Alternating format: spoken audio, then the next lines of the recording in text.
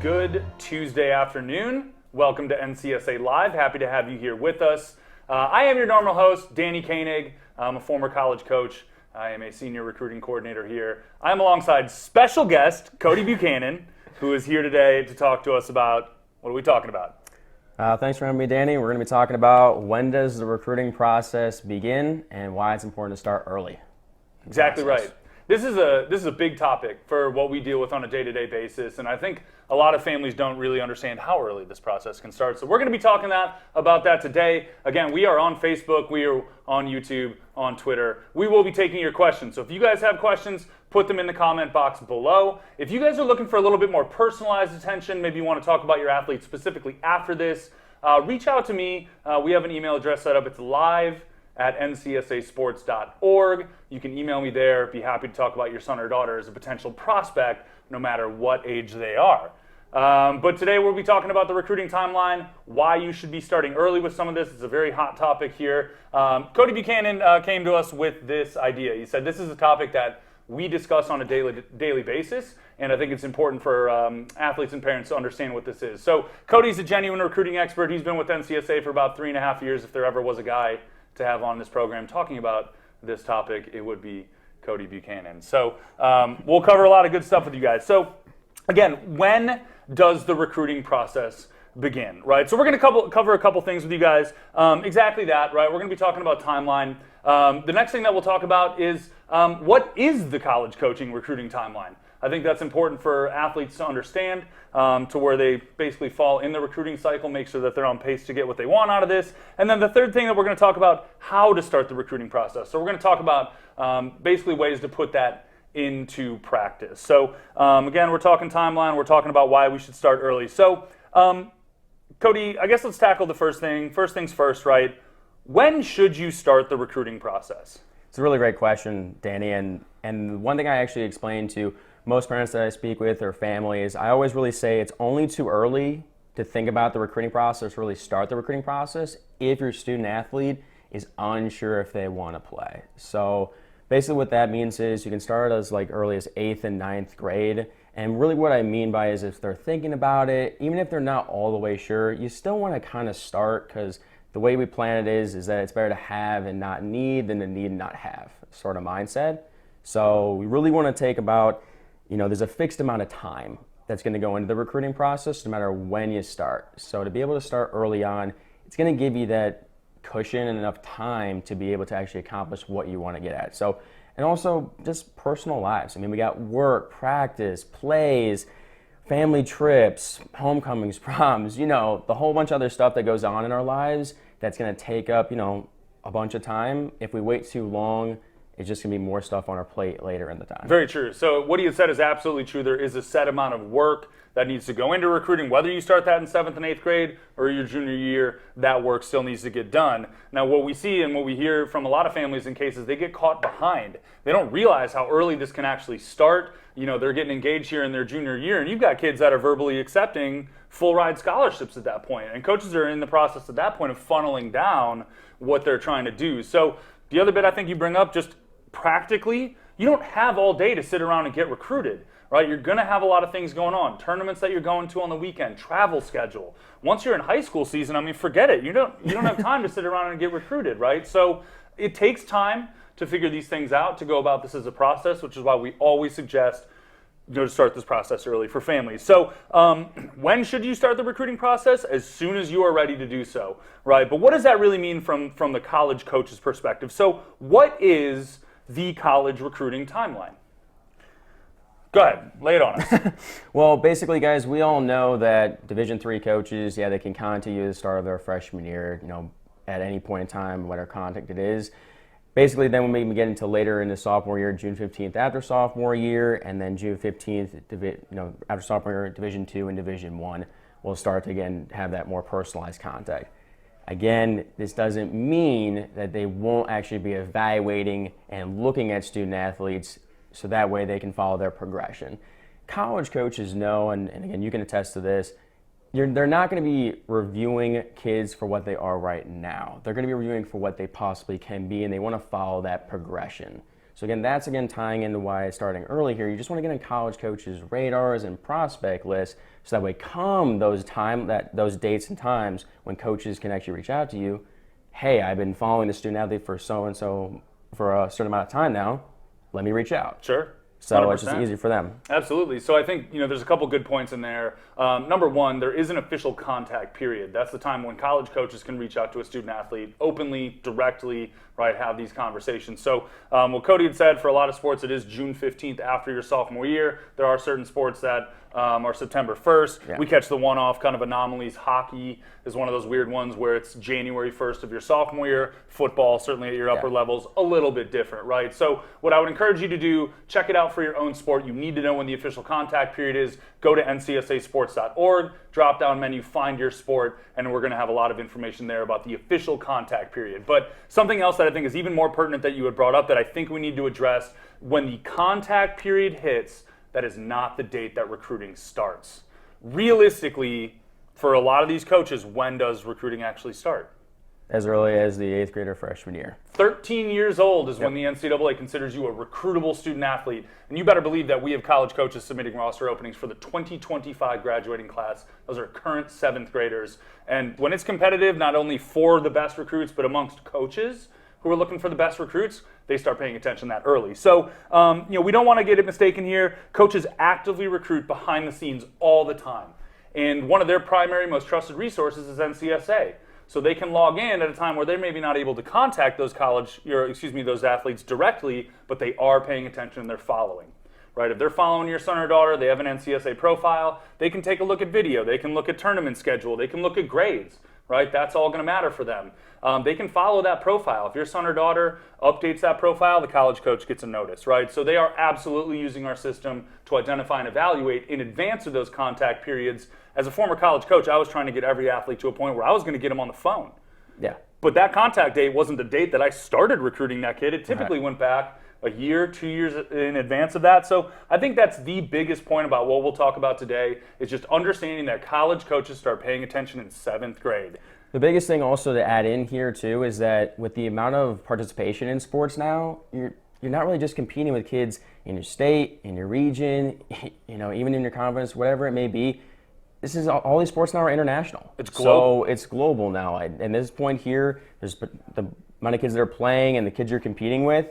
You kind of have to make sure you're ahead of the game in that respect too. Well, how many football players are in this country? There's 1 million high school football players. That's, I think, a legitimate statistic, right? Yeah. There are only 900 football programs. Start to do some math there. Now, they're big rosters, but at the end of the day, they're very few roster spots, roster openings. So college coaches, number one, they want to get after it early. They want to know who they're recruiting. And really, they're only going to offer a scholarship to the athletes that they're most comfortable with at the end of the day. And that just takes time. Right, so understand that coaches are paying attention early. They may be following your son or daughter as early as 7th grade. We've all seen the story. There's a really good one. It was a New York Times article on a girl who was a rising freshman. She already verbally committed to play soccer at the University of Texas. She's currently on that roster, right? But she's been committed to that school for, 7, 8 years? Again, maybe a bit of an anomaly, but it just goes to show like this is actually what's happening out there. So college coaches may not be able to reach out to you until certain dates. Go to our website, figure out what that is for your individual sport. Understand that they've been recruiting that class prior to that contact date for, in some cases, 2 to 3 years. All right, so we know that college coaches are doing this early. They're using our system to identify talent, right? Reach out to these kids in certain cases. But for the student athlete, how do you start the recruiting process? What's a good place to begin? Yeah, so with all the things that, for student athletes, your decision isn't just surrounded by athletics, academics, its location, size, scholarship. There's so many there's so many factors that are going into your college decision. So biggest thing to start would just be research and start to put together a target list of schools. And I wouldn't have a list of about 10. Let's make it big enough so that way we can break it down as time goes along. All those factors that you're looking in a school, let's then break it down. So I would say, I know it seems large, but 60, 70. Give yourself the best shot.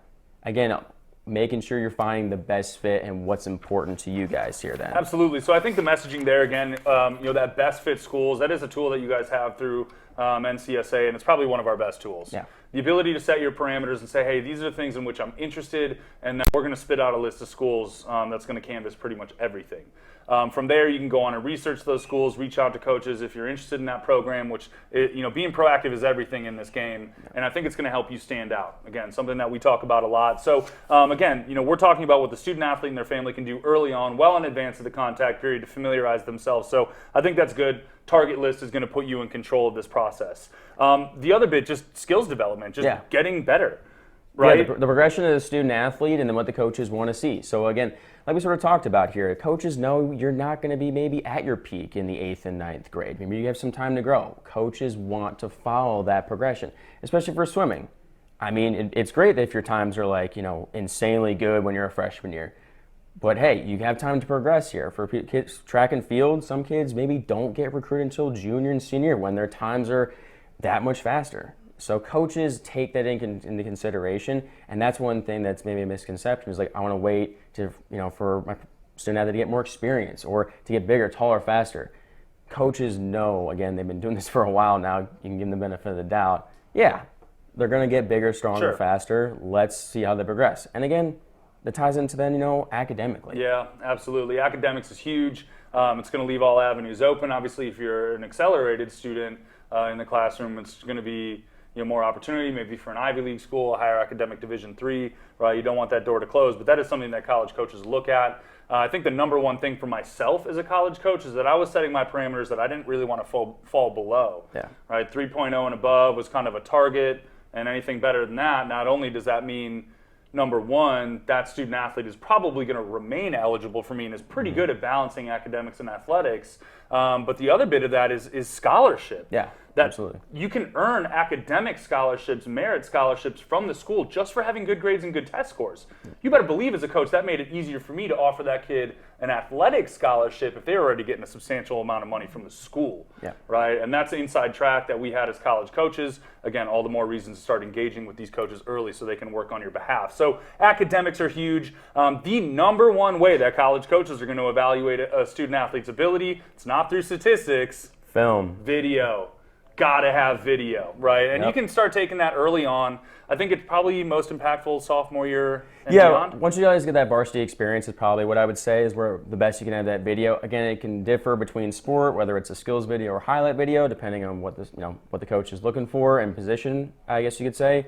But absolutely, film is the most necessary thing. Again, like we talked about here, there's so many players out there, and again, coaches can't be anywhere at one time, same place twice, one time. Mm-hmm. So with that being said here, having that film is going to give you a leg up to get evaluated and assess your skills and ultimately have that coach follow your progression. Yeah, and that's the real deal, right? Is video. You can't lie on video. Statistics can't be made up. And with the way the recruiting is these days, the budgets they've been whittled down a little bit. So a lot of their coaches, they're doing their evaluations from their desk, and they need to do that through video. Yeah. Because you might have a tall kid who looks good on paper, and they get out there, and the skill set's not there. You've also seen kids that maybe just aren't on paper what a coach thinks, and they see the video, and they're blown away. So video is going to be the number one route to get a college coach on the hook. And this is also for, the parents and families as well here. I mean, you don't necessarily need to spend all that money on camps and ID camps and all this other stuff here if you really haven't been evaluated yet. Because again, those camps may be open to the public. You might be competing with kids, from all different levels. All over. So that's a really great way to get looked at and evaluated before you get out there. Because I don't want, again, talk about like maybe spending from a money standpoint.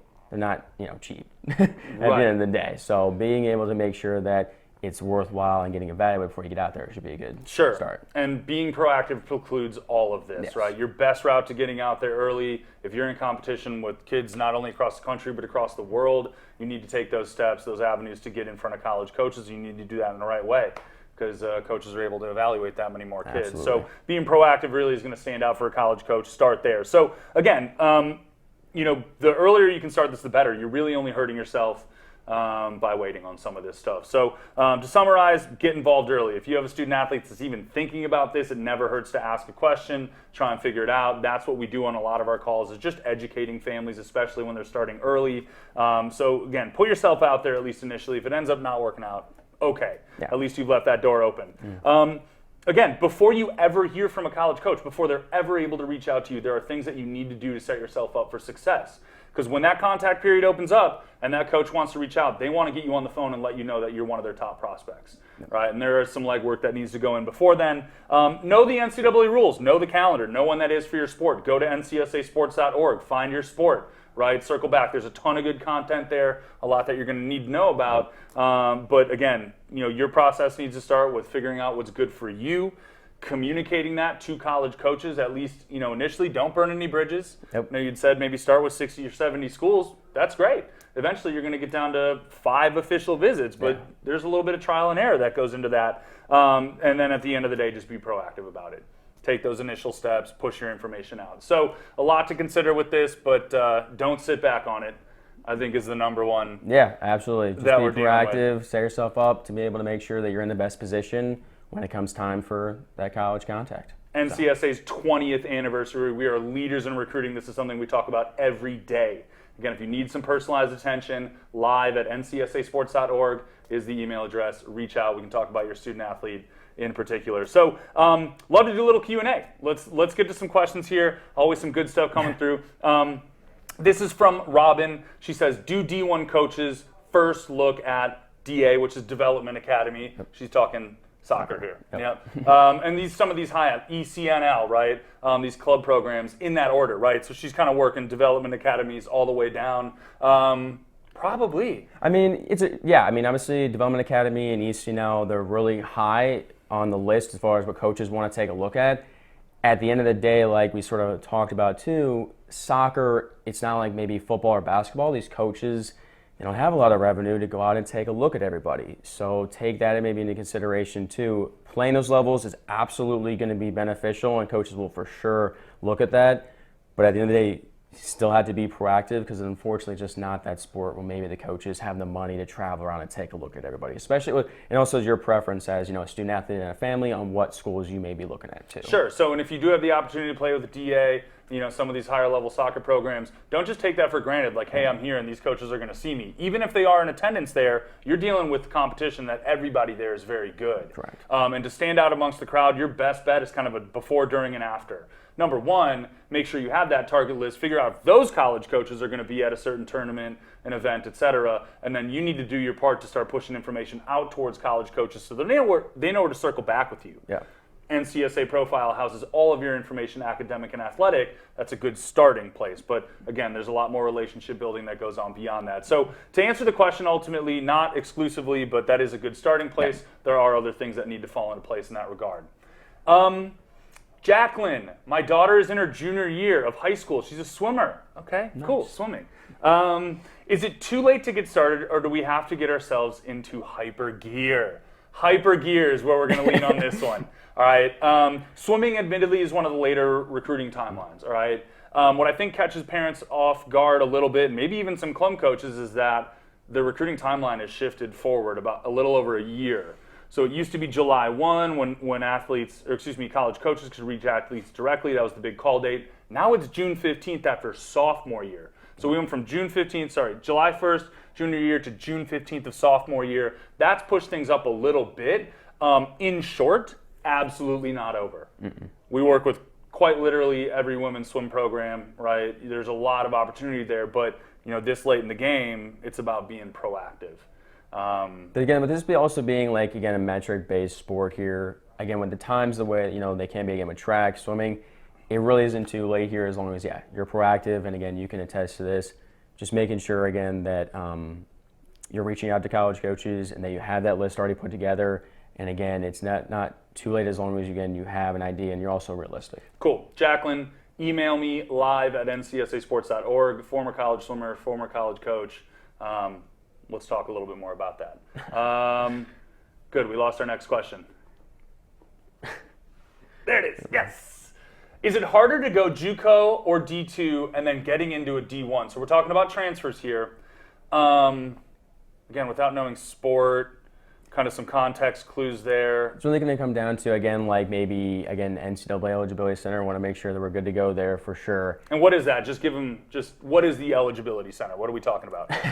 So making sure you guys are obviously registered for that. And again, you're abiding by the transfer rules. Again, now knowing how many years you have left. So that's eligibility time clock. You have Yeah. 4 years. You have 5 years to complete 4 seasons. The other bit that goes into that is academics. Yeah. Some kids choose to go junior college because of grades reasons. Yeah. Yep. If they're not academically eligible to be in the NCAA, some go that route for an additional couple years of skills experience. Or financially, yeah, as Sure. well. It's a really great route as far as maybe getting that experience, saving a couple of bucks, and then boom.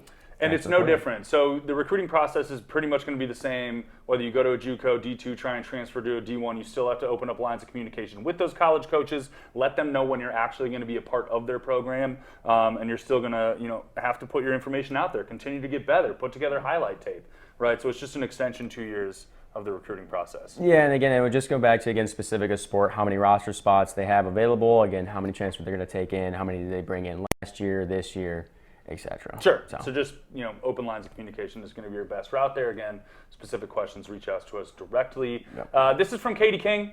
They have a junior who is all-state lacrosse. Excellent. In sophomore year. Has had contact with coaches, mostly D3, a couple of D2s, but they're far West Coast. Okay. So maybe not. Maybe he's trying to stay a little bit closer to home with some invites to prospect days. So that's cool. So what tourneys are best to attend this summer? Also an honor student. Okay, so number one, you have a lot of options, right? Yeah. Number two, only attend tourneys, showcases that will be hosting college coaches at schools in which your son or daughter is interested. Correct. Reverse engineer that. Yeah, so she was a junior at that point? Junior this year.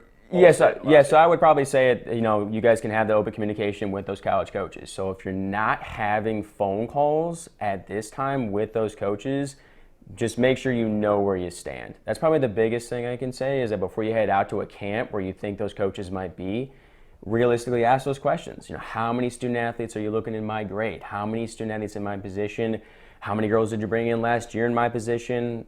Things that are important to you guys. Making sure obviously they have what you want to study, and how many kids are maybe successful out of that program. Sure. So just a couple of specific questions just to make sure if you are going to plan to travel a little bit farther East Coast, let's just make sure it's going to be worth your while. And again, junior or eighth grader, don't just go to those camps, tournaments with the expectation like, hey, this coach is going to see me, they're going to follow up. Mm-hmm. Logistically, it's tough. There's a lot of kids there. They may your son or daughter, not even know where to find their information to reach out. Yeah. Right. So your best route is to get that target list of schools together first, then open up communications with the college coach, then ask the question, hey, coach, got a couple tournaments. Will you be there? Coach, are you hosting a camp this summer? Would love to get involved if you're genuinely interested. No. So again, be in control of that process. Be proactive, especially as a junior. Cool. This is from Jerome Adams. How successful have you guys been with placing kids in D1 basketball schools? Really successful? Well, I don't have any numbers offhand about basketball, but we do work with close to 2,000 college basketball programs across the country, anything from a D1 down to a junior college. Just last year in particular, we were north of 25,000 student athletes that we had helped commit. 25,023. That's right, right, just over. So, and I think 90% of them had reported back as being on some kind of scholarship. So again, partnerships all over the place. For basketball, it's a big one for us. We can get you some specific numbers on that as it relates to D1 basketball, but success rate is extraordinarily high. A lot of these kids are engaging the process early. They had reported back with scholarships, and the number of college coaches using us to identify and evaluate talent. One of our, obviously, depending on where you're located, one of the biggest, AAU organizations, West Coast Elite, is a partner of ours, and again, they've have some really high quality student athletes out there, and so a really trusted organization that we help out their student athletes. Cool. We can follow up about that too and pull some numbers. I just don't have them on hand, but I know we've been extraordinarily successful in that capacity. Yeah. Justin Dean, when should we start reaching out to baseball coaches if my son will be an incoming high school freshman for 2021? Does that make sense to you? So he's going to be a freshman. So he's an eighth grader. Yeah, so he's an eighth grader. Class of 2024, eighth grade, right? Yes. Yes. Okay. I believe, maybe seventh grade. You can't, you might be right. I think so. You really can't start too early. I don't know that it's completely appropriate, and again, I'm thinking of this from the college coaching side of things, I don't know if they will necessarily be ready to hear directly from an 8th grader or 7th grader. So, I mean, it really depends on the type of level maybe you're playing at. Yeah, you want to contact Vanderbilt, they're paying attention to 7th graders. Yeah, I mean, right now, checking up lately, there's around maybe 10 8th graders verbally committed to play Division I baseball at this point, about 113 freshmen, maybe a little bit more, like 134. But at this point here, you don't really need to maybe reach out right now if he's in 7th grade. I'd probably wait to make sure he's, or if he's going to start his 8th grade, which he probably is right now, or next year, that's when I probably would start. But I would never argue against reaching out. Yeah. Like if you have this list of schools, it's a pretty serious goal. You kind of know what your son's looking for.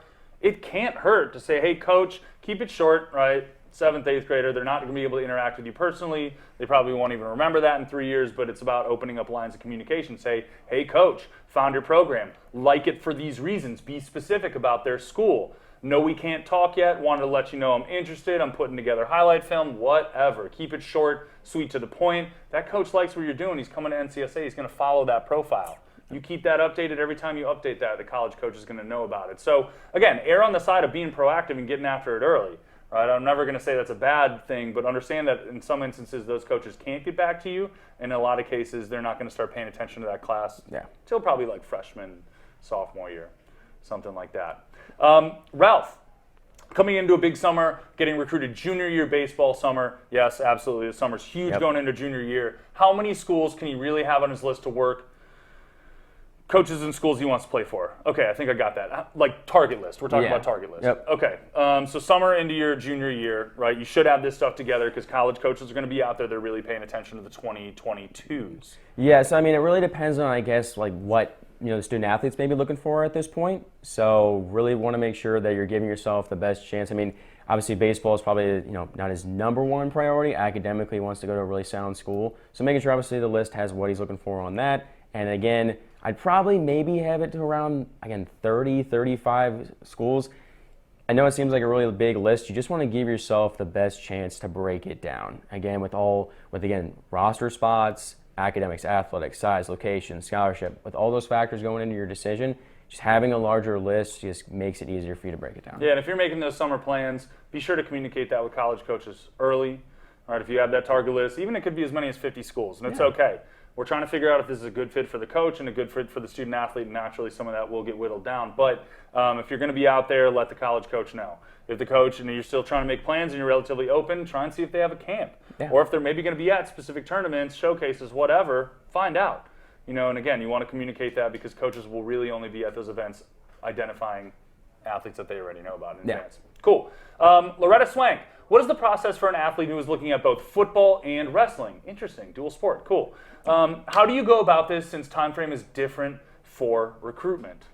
Really great question. Yeah. So obviously we have a ton of student athletes that do both, which is obviously really great. The biggest thing that I would probably mention here is that obviously we talked about the whole segment, starting as early as possible here. If he's looking to maybe do both, or I'm not sure if he's not trying to do one or the other, whichever has the best chance, just making sure that they both line up for what he's looking for. Again, I probably would start in as early as, 8th, 9th grade. Again, it's really not going to be a factor, because they're going to follow his progression. Whether it's his weight class, whether he gets bigger, stronger, faster 40 times, whatever they're looking for, that's the biggest thing, is just making sure that they can follow their progression. Yep, and leave all opportunities on the table at this point. He may figure out that he wants to go one route over another. That's okay, but don't close any doors here early on. So, cool. We got one from Garvin Warwick. I would like to get an avenue to get some of our kids from Trinidad in front of some coaches. Very cool. Now we're talking team edition, right? If you're a coach, we work with teams so that college coaches can track the progress of their student athletes. Slightly different path. That's more of an organizational standpoint, but we're doing a lot of that. That is growing for us. Questions on the side like that? We'll get back to you. We'll talk about that individually. I think that's really cool. Garvin, I'll reach out to you here. I'll have set you guys up with some team edition stuff. But great having international student athletes. Again, like we sort of talked about here, now we're, it's a global thing. We're competing. So love it, and that's great. I'm happy to help everybody out. Okay, Corey, what is the best approach if you're looking to go to school out of state? The Shocker showcases, swim tournaments we will be attending, I would assume, will only be for California schools. Sometimes, especially, if you go to California and they host a big tournament, and there's a lot of really good players there, you're going to pull coaches from all over the place. Yeah, I mean, the biggest thing, again, for like going to soccer showcases here, I'm sure, again, parents already know this stuff. Like there's, 20 different fields and maybe they're 30 minutes apart. And again, coaches can't be in one place at one time. So that's unfortunately the biggest thing about maybe some of the showcases or, swim tournaments. We just don't know when coaches will be there. Are they going to go to the morning shift? Are they going to take their lunch? Are they going to take the afternoon off? So that's unfortunately the biggest thing here is in reaching out to coaches, letting them know where they're going to maybe be, or again, depending on your grad year, just making sure that the coaches have evaluated you as a student athlete before you get Correct. there. I mean, we all have the internet, right? We can do this from our desk. Coaches are doing it from their desk, right? If you maybe don't want to make the effort yet or the commitment to go to an out-of-state tournament, whatever, to be in front of college coaches, send them an email. Yeah. Send them some highlight videos. Send them a link to your NCSA profile, everything they need, because you don't want to get to the point where you find out, hey, coach, I'm here. Can we talk? And that coach just isn't interested, or maybe has a dozen kids lined up in your position for your grad year. I mean, you can obviously attest to this. I mean, you didn't go to a tournament or showcase without a list of kids. You better believe it. Already in mind. So that's the biggest thing here. Coaches are going there for a list. Again, they don't want to waste anybody else's time. They're going over with a set plan, set budget, in, out, looking for what they need to get, and I'm out of here. Cool. We'll appreciate all the questions on that regard. If we didn't get to your question, we will try and do that on the side. Those of you that I addressed personally, let's get you going. All right, let's have that conversation. So we'll reach out individually. As we always do here, for those of you that don't know, we have this segment called Ring the Bell, and we're trying to honor some of our upperclassmen that have committed to schools of their choosing. Again, long journey. They put a lot of time into this. Mm-hmm. We like to congratulate them. The Ring the Bell, we actually have physical bells in the office that we ring when we get these commitments, right? So we like to do that segment here, Ring the Bell. So today we ring the bell for Darnell Fortune. He's a men's lacrosse player from Coconut Creek, Florida. All right, he's going to Indiana Tech, the Warriors of Indiana Tech. That's an NAIA program, scholarship offering program in Fort Wayne, Indiana, part of the Wolverine Hoosier Athletic Conference. Love it. That was a new one for me. All right, you got next one. Love it. Yeah, big shout out to Jackson Carter, men's basketball player out of Beloit, Wisconsin. Rockford University Regents Club team. Division III there in Rockford, Illinois, and out of the Northern Athletics Collegiate Conference. That's cool. Jackson, strong-looking kid there on the screen. Nice. Jalen Robinson, women's golfer out of Vacaville, Virginia. She's going to Prairie View A&M. She's going to be a Panther next year. That is in Prairie View, Texas. That's a AA program, so a mid-major, but still a Division I program, part of the Southwestern Athletic Conference. So Darnell, Jackson, Jalen, happy that you have found a home, right? That is everything that we do it here for. Really, I mean, the end of the journey for a lot of these kids, and we like to celebrate that a little bit. So we ring the bell for those three. If you do have a commitment, you've figured out where you're going to go, let us know. Yep. We'd love to give you a shout out in that capacity. So that'll pretty much do it for us today. Thank you for being here. Again, check us out, Facebook, YouTube, Twitter. We're always throwing out good content on those things. If you do have additional questions, reach out to us directly. Again, live at ncsasports.org is that email address. I'd be happy to address those things with you on a more personal level. Next week, we are addressing our spring checklist. We did a winter checklist back in December. I think it's just time to revisit that for spring. Where should we be given my graduation year, our spring checklist? So I want to thank Cody for being here with us today. Always nice to have a guest spot. We got the cool new set, right? 20 years that NCSA has been around, leaders in recruiting, and Cody is a good example of that. So thank you for being here today. I am Danny Koenig. We'll be with you here next week. We'll talk soon.